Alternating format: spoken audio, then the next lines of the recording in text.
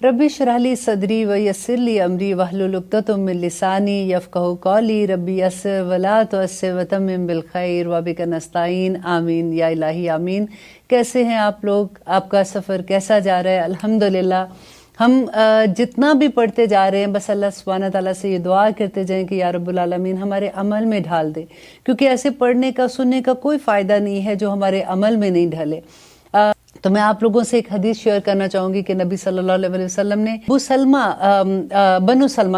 सलमा कबीला था, वहाँ के कुछ लोगों ने ये इरादा किया कि मस्जिद नबी के पास थोड़े से घर खाली हुए थे, तो उन्होंने सोचा कि हम वहाँ पे मुंतकिल हो जाते हैं। तो नबी सल्लल्लाहु अलैहि वसल्लम ने कहा कि बनु सलमा को कहो कि अपने घरों में जमे रहें, क्योंकि उनके कदमों के निशान जो वहाँ पे जो चल के वो मस्जिद में आते हैं वो लिखे जाते हैं। इस हदीस से आप देखिए कि इतनी डरने वाली बात है कि ऐसी जगह जहाँ के अल्लाह सुब्हानहू तआला ने जाने से मना किया है, जहाँ पे उनके अल्लाह सुब्हानहू तआला के हुक्मों की नाफरमानी होती है, तो क्या वहाँ पे जाने के निशानात नहीं लिखे जाते होंगे? और इसके अलावा एक कितनी खूबसूरत हदीस थी जो मैं आपसे शेयर करना चाहूँगी कि नबी सल्लल्लाहु अलैहि वसल्लम ने इरशाद फरमाया, हज़रत अनस रज़ी अल्लाह अन्हु फरमाते हैं कि जिसने फजर की नमाज बाजमात अदा की, फिर तलुए आफताब तक बैठा रहा और अल्लाह का जिक्र अदा करता रहा, फिर 2 रकत नमाज पढ़ी, तो इसके लिए हज और उम्रे के बराबर सवाब है। ये बात नबी सल्लल्लाहु अलैहि वसल्लम ने 3 मरतबा कही ऐसे। और देखिए पूरा इतनी छोटी छोटी चीज़ें जब हम कर रहे होते हैं तो सवाब का आप देखिए कि कितना, पूरा हज और पूरा उम्रा, और 3 दफ़ा नबी सल्लल्लाहु अलैहि वसल्लम ने ये बात कही। और एक और हदीस है कि साहबी कहते हैं,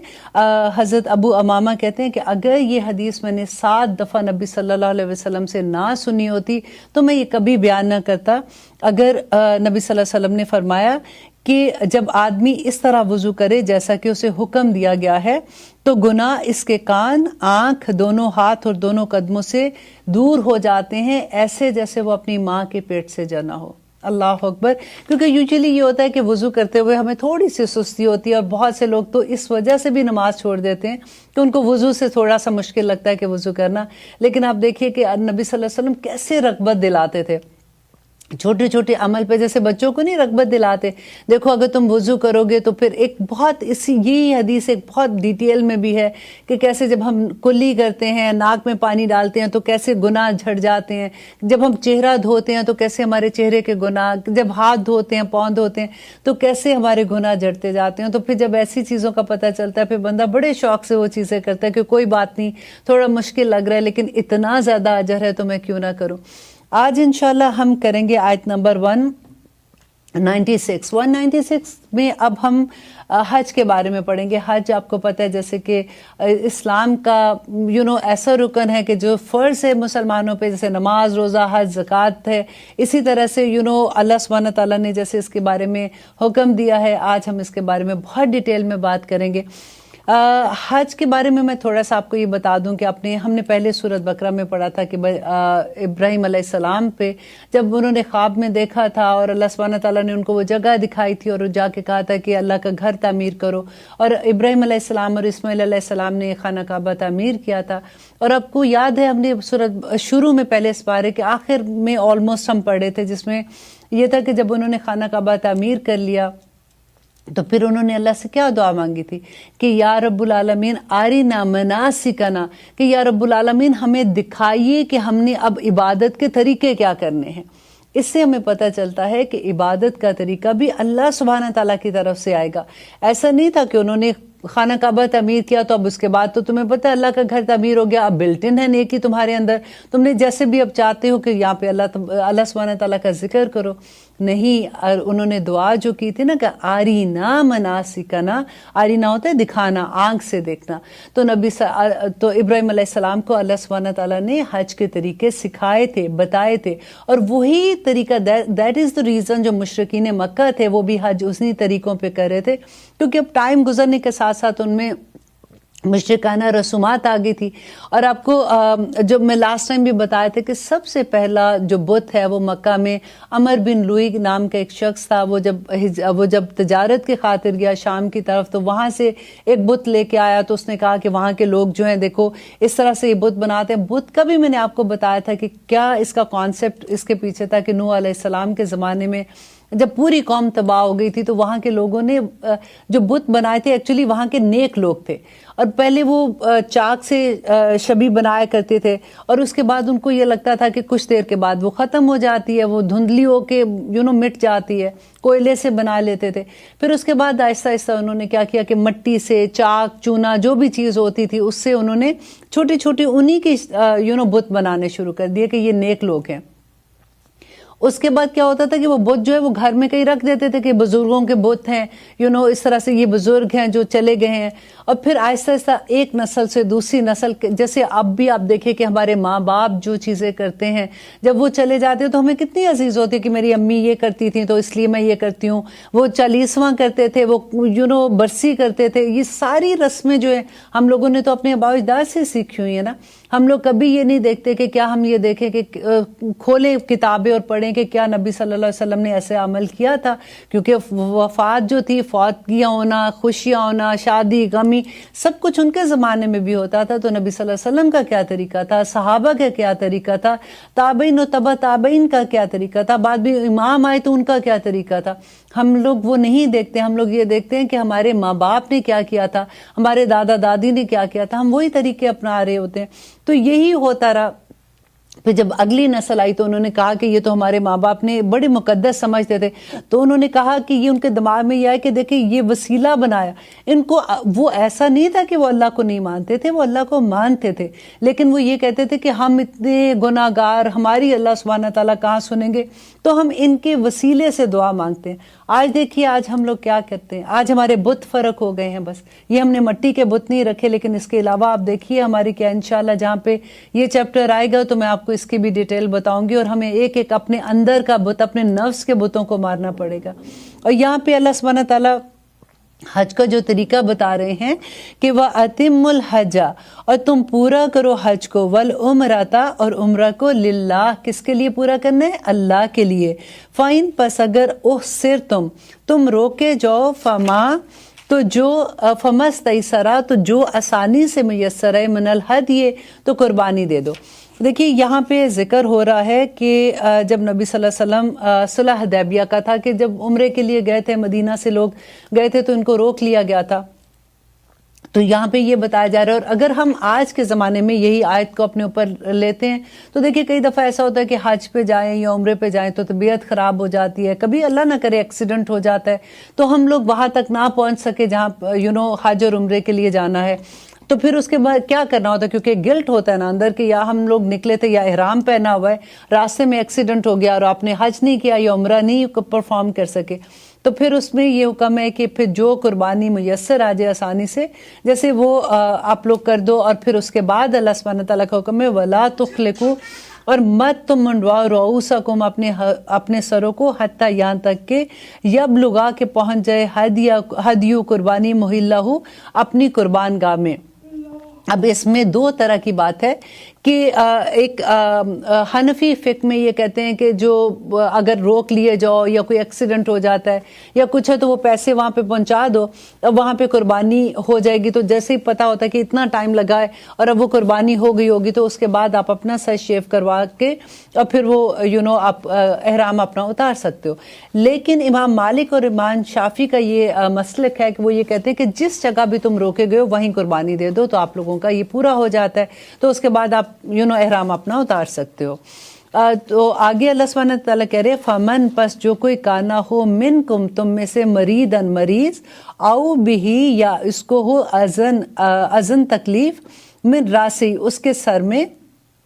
फफिदियातुन, तो फिदिया है। अब देखिए अगर अब दूसरा ये है कि उसने एहराम बांधा हुआ है, अब ये चक्कर हो गया कि क्योंकि एहराम में आपको पता है बाल जो हैं वो नहीं अभी कटवा सकते जब तक आपके पूरा वो आप मनासिक नहीं पूरे हो जाते। अब यहाँ पे ये है कि अगर आपके सर में कोई तकलीफ हो गई, कोई चोट लग गई है, या फिर कोई ऐसा मसला हो गया कि आपको अपने बाल उतरवाने पड़े हैं क्योंकि उस हिस्से को ट्रीट करना है, तो फिर क्या करे, फिर ये कि आपको फिदिया देना होगा। आप लोगों ने सुना होगा कि जब हज और उसमें उम्रे में जाते सारा वक्त ये दम देना है, दम देना है। दम ऐसे नहीं है कि आपका एक बाल भी गिर गया तो आपको दम देना है। अब देखें हुआ क्या कि अगर आपके सर में कोई चोट लगी है या कुछ ऐसी तकलीफ हो गई है कि आपको बाल निकालने पड़ गए हैं, तो तब आपने देना है, और वो भी दम आखिर में है। आखिर पहले क्या है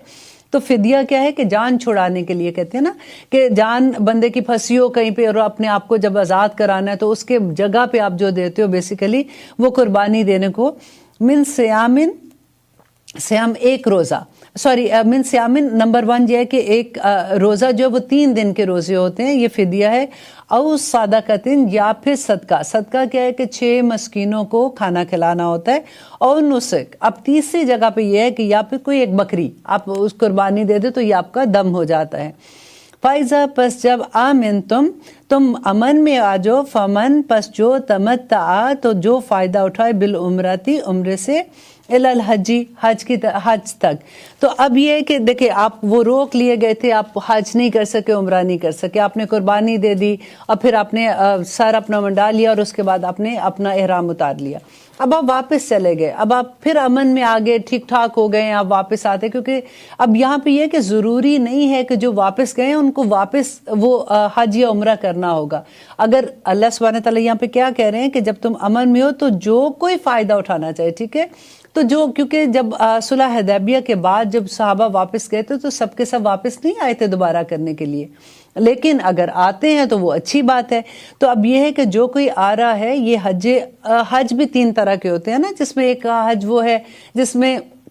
ہم ایک سفر میں جاتے ہیں، ایک ٹکٹ پہ جاتے ہیں اور ہم پہلے عمرہ کرتے ہیں، احرام باندھتے ہیں، عمرہ کرتے ہیں، پھر ہم اپنا احرام اتار لیتے ہیں، پھر اس کے بعد ہم آرام سے اللہ کی عبادت بھی کرتے ہیں، جو بھی آپ نے ادھر ادھر کام کرنا کرتے ہیں، لیکن پھر دوبارہ سے آپ اس کو احرام کو پہنتے ہیں حج کے لیے، دیٹ ول بی آن 8 ذی الحج کو آپ پہنتے ہیں واپس۔ تو وہی یہاں پہ بات ہو رہی ہے کہ اگر تم حج کے لیے گئے ہو اور تم عمرہ سے فائدہ اٹھانا چاہ رہے ہو، فمستیسرا پس جو کوئی آسانی سے میسر ہے من الہدی ہے تو وہ قربانی دے دے، فمن لم یجد پس اگر کوئی نہ پائے، سیامو تو روزے رکھے سلاستی 3 ایامن دنوں کے فی الحج حج کے دوران میں۔ اب دیکھیں عرفات والے دن روزہ نہیں ہے، قربانی کے دن عید کے دن روزہ نہیں ہوتا، تو اب یہ کیا جو اس کے بعد ایام تشریق آتے ہیں اس میں یہ روزے آپ جیسے 11 12 اور 13 میں وہ 3 دن کے روزے رکھ سکتے ہیں۔ وہ سب آتین اور 7 اذا رجعتم جب تم گھر واپس لوٹو تو پھر آپ کو واپس 7 روزے رکھنے ہیں۔ تل کا عشرۃ کاملۃ یہ پورے کے پورے 10 روزے ہو گئے۔ اب دیکھیں بعض دفعہ لوگ کہتے ہیں یہ تو کوئی بات ہے، ہم قربانی کیسے نہ دے سکے، بندہ وہاں جاتے ہیں ہم نے تو قربانی دے دیں گے تو کوئی بات نہیں، لیکن آپ دیکھیے یہ دین اسلام ہے، یہ ہر انسان کے لیے، ہر مسلمان کے لیے نہیں، ہر پوری دنیا کے لیے اترا ہے۔ اب بعض دفعہ ایسے لوگ ہیں جن کی جیب کٹ جا سکتی ہے اور وہ اس قابل نہیں ہوتے کہ وہاں پہ قربانی دے سکے، یا پھر کوئی اتنا غریب ہے کہ کسی نے اس کو بھیجا تو اسے ٹکٹ کے پیسے ہی دے کے بھیج دیا، وہ قربانی نہیں وہاں پہ کر سکتا۔ دیر از اے لاٹ آف تھنگس جو وہاں پہ ہو سکتی ہے نا، تو اس صورت میں کیا کرنا ہے کہ آپ نے 3 روزے ادھر رکھنے ہیں اور باقی 7 روزے گھر واپس آ کے رکھنے ہیں، تو یہ 10 روزے ہو جائیں گے جو آپ کی قربانی کو ایکول کر دیں گے۔ ذالک یہ لمن اس کے لیے ہے لم یکن نہ ہو اہلہ اس کے گھر والے، حاضر المسجد الحرام مسجد حرام میں رہنے والے، جو مقیم ہے وہاں پہ ان کے لیے یہ نہیں ہے قربانی دینا، اور ان کے لیے یہ روزے کا جو شرط ہے وہ ان کے لیے نہیں ہے۔ لیکن اللہ سبحانہ تعالیٰ کہہ رہے ہیں کہ اصل مقصد کیا ہے وہاں پہ سارا کچھ کرنے کا، واتقوا اللہ، تو اللہ سے ڈر جاؤ، وَاعْلَمُوا اور جان لو، ان اللہ بے شک اللہ شدید العقاب بڑا زبردست پکڑنے والا ہے، کیونکہ حج سارے کا سارا توحید ہے، اور توحید کے ساتھ ساتھ دیکھیں سارے کا سارا حج نبی صلی اللہ علیہ وسلم کی سنت ہے۔ الحمدللہ آج میں آپ کو وہ بھی بتاؤں گی کہ سنت کیسے ہے، کیونکہ حج کے احکامات جب آپ پڑھیں گے تو آپ دیکھیں گے کہ اللہ سبحانہ تعالیٰ نے تو بتا دیا کہ ہم نے کہاں پہ جانا ہے، کیسے جانا ہے، کس طرح سے جانا ہے، لیکن آپ وہاں پہ پرفارم کیسے کرنا ہے وہ انشاءاللہ I will tell you all the detail۔ اب اگلی صورت میں دیکھیے 197 پہ، الحج حج اشہرن مہینے ہیں، معلومات جانے پہچانے، فمن فاردا پس جو کوئی فرض کر لے فی ہننا اس میں الحج حج کو، معلوم ہے کیونکہ دیکھیں یہ پتہ کیوں کہا گیا کہ پہلے کیا ہوتا تھا، مشرکین مکہ ایک نسی کی ان کے رسم ہوتی تھی جس میں وہ مہینوں کو بدل دیتے تھے، The reason was کہ وہ حج کے زمانے میں وہ ٹریڈنگ بہت ہوتی تھی، انہوں نے ایک میلے کی طرح اس کو بنا دیا ہوا تھا. اور جب آپ کو پتہ مکہ کی گرمی کتنی ہوتی ہے، تو جب گرمی کے بہت گرمی میں حج آتا تھا تو وہ مہینے کو بدل دیتے تھے، نہیں جی حج جو اب اس مہینے آئے گا. تو اس لیے وہ جب نبی صلی اللہ علیہ وسلم نے حج کیا تھا حجۃ الوداع میں، انہوں نے یہ بات کہی تھی کہ اس سال حج اپنے اصل مقام پہ آ گیا. اسی سے اب اس کے بعد سے حج اسی ٹائم پہ کیا جاتا ہے. تو بعض لوگوں کا یہ کویسچن ہوتا ہے، مجھ سے بھی لوگوں نے یہ بات کہی تھی کہ حج کا ایسا تو نہیں ہے کہ اللہ سبحانہ تعالیٰ نے کہا ہے حج کبھی بھی کر سکتے ہیں، عمرہ کبھی بھی کر سکتے ہیں، لیکن حج کبھی بھی نہیں کر سکتے ہیں. اس کا مہینہ اللہ سبحانہ تعالیٰ کہہ رہے ہیں الحج اشہر معلومات، حج کے مہینے معلوم ہے جانے پہچانے. فمن فرض فیہن الحج، کہ جو کوئی فرض کر لے اپنے اوپر حج کو، جیسے وہ احرام باندھ لیتا ہے، وہ حج کی حالت میں حج کے اندر آ جاتا ہے. فلا رفث، تو نہ ملے، فلا فسوقا، اور نہ وہ گناہ کے کام کرے، ولا جدالا، اور نہ وہ لڑائی جھگڑا کرے، فی الحج، حج میں. وما تفعلوا، تم جو کچھ کرو گے، من خیرن، بھلائی کے کاموں میں سے، یعلم اللہ، تو اللہ اس کو جان لے گا. وتزودوا، تو تم سب زاد راہ ساتھ لے جاؤ. فإن، بے شک، خیر الزاد تقوی، بے شک بہترین زاد راہ تقوی ہے. یہ اتنی خوبصورت بات ہے، کیونکہ یہ جو اللہ سبحانہ تعالیٰ نے یہاں پہ کہا ہے نا کہ اپنا زاد راہ ساتھ لے جاؤ، وہ بھی اس لیے تھا کہ اس زمانے میں بہت سے لوگ یہ کہتے تھے کہ ہم تو اللہ سبحانہ تعالیٰ کے لیے جا رہے ہیں، اس کے گھر جا رہے ہیں، وہی ہمیں کھانا بھی دے گا، وہی ہماری ضرورت پوری کرے گا، اور وہ خالی ہاتھ چلے جاتے تھے، وہاں جا کے پھر تکلیف میں آ جاتے تھے. تو یہاں پہ اللہ سبحانہ تعالیٰ کہتے ہیں کہ تم اپنا زاد راہ، جو اپنا خرچے کا سامان ہے یا آپ کو کھانے والے کا یا جو بھی ہے، وہ اپنے ساتھ لے کے جاؤ. لیکن بہترین زاد راہ ساتھ لے کے جانے کے لیے سب سے بہترین زاد راہ کیا ہے کہ تقوی ہے. تقوی کیا ہے کہ اللہ سبحانہ تعالیٰ کا ڈر، اس کی پہچان ہو جانا. دیکھیں حج پورے کا آپ کو اس آیت میں اتنی دفعہ تقوی ملے گا، پورے کا پورا حج اس لیے ہے کہ اللہ سبحانہ تعالیٰ کی پہچان ہو جائے اور بندہ اللہ سبحانہ تعالیٰ سے ڈرے اس بات سے کہ ہمارے دا ڈے آف ججمنٹ، ہمارے حساب کتاب کا جو ہم جس کے سامنے کھڑے ہوں گے، وہ ہم سے پوچھے گا کہ ہم نے اس دنیا میں اپنے دن کیسے گزارے ہیں. وَاتَّقُونِی، پس مجھے سے ڈرو، یا اولی الالباب، اے عقل مندو. جیسے ہم مذاق سے نہیں کہتے اچھا اتنی سمجھدار ہو، یہ بات نہیں تمہیں سمجھ آتی، زیادہ چلاکی نہیں کرو، ایسی باتیں اکثر ہم کہتے ہیں نا. یہ اتنی پیاری مجھے بات لگتی ہے کہ اللہ سبحانہ تعالیٰ بھی کہتے ہیں اے عقل مندو، اتنے تم سمجھدار بنتے ہو کہ تم اللہ سبحانہ تعالیٰ کے سامنے آ جاتے ہو چیزیں لے کے، تو تم ڈرو اللہ سے. تمہیں پتہ نہیں ہے کہ آخر میں جب حساب کتاب ہوگا، جس چیزوں کو تم اتنا لائٹ لے لیتے ہو، وہ اس کا ایک ایک بات کا، ایک ایک فٹ پرنٹ کا حساب دینا پڑے گا. اور لیسا، نہیں ہے، علیکم، تم پر، جناح، کوئی گناہ، ان کے تبتغو، کہ تم تلاش کرو، فضلاً، فضل، من ربکم، اپنے رب کی طرح سے. یہ فضل کیا ہے کہ وہاں پہ لوگ، جیسے میں نے آپ کو بتایا نا، ٹریڈنگ کرتے تھے، تو ابھی بھی اللہ سبحانہ تعالیٰ نے اجازت دی کہ اگر تم کوئی سامان لے کے جانا چاہتے ہو کہ وہاں پہ تم بیچو گے اور کچھ پیسہ کما سکتے ہو، تو اس کی اجازت ہے کہ اللہ کا فضل، اللہ سبحانہ تعالیٰ اس تجارت کو، اس کاروبار کو اپنا فضل کہہ رہے ہیں. اور پھر آگے ہے فائزہ، پس جب افت تم لوٹو، من عرفات، عرفات سے، فاذکروا اللہ، تو اللہ کا ذکر کرو. عند المشعر الحرام، مشعر الحرام جو یہ مزدلفہ ہے، اس کو کہتے ہیں وَاذْكُرُوهُ، پس تم سب اس کا ذکر کرو، کما، جیسا کہ ہداکم. دیکھیں یہ غور کریں اس لفظ پہ کہ کیسے ذکر کرو، جیسا کہ اس نے ہدایت دی ہے تم کو. وَإِنْ، اور اگر کنتم، ہو تم، تھے تم، من قبل ہی، اس سے پہلے، لامن الضالین، کہ اس سے پہلے تم گمراہیوں میں تھے. اور یہاں پہ کیا کہا جا رہا ہے کہ جب دیکھیے پہلے ہم مینا میں جاتے ہیں، آپ لوگ جو حج کے لیے گئے ہیں ان کو تو پتہ، اور جو نہیں گئے نا، آپ ضرور حج پہ جائیں، کیونکہ ایک تو نمبر 1 یہ کہ ہر مسلمان پہ یہ فرض ہے. حضرت عمر کہا کرتے تھے کہ میرا دل چاہتا ہے کہ میں جا کے ایسے لوگ جو حج پہ وہ استطاعت رکھتے ہیں، وہ اس قابل ہیں کہ وہ جا سکے اور وہ نہیں جاتے ہیں، میں ان پہ جزیہ قائم کروں. جزیہ کس پہ ہوتا ہے؟ جو غیر مسلم ہوتے ہیں، اور ان کو میں مسلمانی میں سے نکال دوں. اتنا بڑا حکم تھا. اور نبی صلی اللہ علیہ وسلم کہتے تھے کہ بہت جو لوگ حج نہیں کرتے ہیں، اس کے باوجود وہ استطاعت میں ہیں، وہ کس طرح کے مسلمان ہیں. اب دیکھیں ہم لوگوں کو کتنے بہانے ہوتے ہیں حج سے. اور نبی صلی اللہ علیہ وسلم نے ایک دفعہ ایک عورت سے کہا تھا کہ تم حج پہ کیونکہ جا رہے تھے, انہوں نے کہا کہ تم حج پہ ہمارے ساتھ کیوں نہیں جاتی ہو, تو اس نے بتایا تھا کہ دا ریزن اس کے میرے پاس ایک اونٹ ہے اور وہی